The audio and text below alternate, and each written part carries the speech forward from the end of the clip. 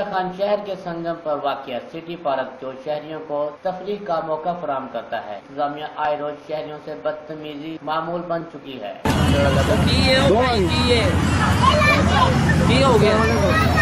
शहरियों ने DCO रहीम खान से एक्शन लेने की अपील की है। ਇਹ ਜਿਹੜਾ ਬਜ਼ੁਰਗ ਹੈ ਇਹ ਇੰਤਹਾ ਦਾ ਬਦਤਮੀਜ਼ ਤੇ ਘਟੀਆ ਬੰਦਾ ਹੈ। ਠੀਕ ਹੈ, ਕਹਿੰਦਾ ਮੈਂ ਅਦਾਲਤ ਦਾ ਅਹਿਲਕਾਰ ਆ, ਮੈਂ ਇੱਥੇ ਆਪਣੀ ਮਨਮਾਨੀ ਕਰਾਂ। ਸਾਡੇ ਸਾਹਮਣੇ 100 ਬੰਦਾ ਨੇ ਫ੍ਰੀ ਦਵਾਇਆ ਉੱਥੇ ਝੂਲੇ ਝਾਲੇ ਲੈਣ ਵਾਸਤੇ। ਅਸੀਂ ਟਿਕਟ ਦਈਏ, ਸਾਡੇ ਬੱਚਿਆਂ ਨੂੰ ਅੰਦਰ ਨਾ ਜਾਣ ਦੇਵੇ, ਝੂਲੇ ਨਾ ਲੈਣ ਦੇਵੇ। ਇਹ ਉਹ ਗਲਤ ਨਹੀਂ ਕਰਨਾ ਜੀ। ਫਿਰ ਉਲਟਾ ਕਹਿੰਦਾ ਵੀ ਤੁਸੀਂ ਮੇਰਾ ਕੀ ਕਰ ਲੈਣਾ। ਮੈਂ ਤਾਂ ਅਦਾਲਤ ਵਿੱਚ ਮੇਰੀ ਮੁਲਾਜ਼ਮਤ ਹੈ।